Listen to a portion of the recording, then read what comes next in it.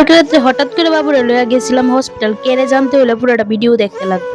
Hello everyone, আমি পায়েল। আর আজকে সকালটা শুরু হয়েছিল কিছুটা অন্যরকম ভাবে।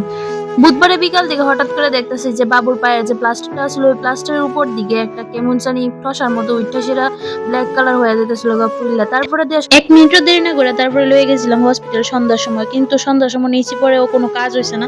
কইছিল আমরা আগে যে বৃহস্পতিবারে আমরা যাতে ডাক্তার দেখাই, তো পরের দিন আমরা লয়ে গেছিলাম সকালবেলা। এই দেহ লয়ে গেছি ডাক্তারের কাছে, তারপরে ব্যান্ডেজটা খুলছে, মানে প্লাস্টারটা খুলছে পরে দেখা যাইতেছে যে পাও ফুললা, মানে ঠসা উঠলে যেরকম এরকম ভাবে জল জমা রয়েছে। এটা হইবার কারণ হইতেছে যখন ব্যথা পাচ্ছিল তখন ওই জায়গার চামড়াটা একখানে কুচকে গেছিল গা, কারণ চাপা পড়বার কারণে সব চামড়া একখানে গিয়ে গেছিল গা, টাইনা বার করা হয়েছে পাউডারে।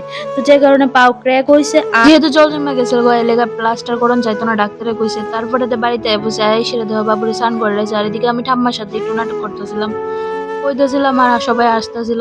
তারপরে তো আমার নেল পলিশটা দেখে সেটা মুরগিও মনে করছে যে এইটি ঘাস পাতা, এর লেগে আমার ঠুকরাইতেছে। সবকিছুর থেকে একটা জিনিস বুঝতে পারলাম যে যখন সময় খারাপ হয় তখন বাধা বিপত্তি সব দিক থেকে ঘিরায় সেটা তোমার উপরে পড়ে, মানে এইটা হচ্ছে আমরা বাস্তবতা আর কি। পরে এইদিকে বাড়িতে আইসি, পরে দিয়ে স্নান টান করে সেটা দেখি বাবুর পায়ের যে ওষুধ দিছিল, ওষুধ লাগাচ্ছিল, তারপরে এটার থেকে কেমন যেন একটু হয়ে যাইতেছিল গা, হলুদ হলুদ টাইপের। আর এদিকে বইয়া থাকার কারণে বাবুর আর ভালো লাগতেছিল না, লেগে ঘরের ভিতরে হাঁটতেছিলাম, ভিডিও করতেছে, দেখে বাবু আসতেছে। যাই হোক, তারপরে দিয়ে শেষ, টাটা বাই বাই।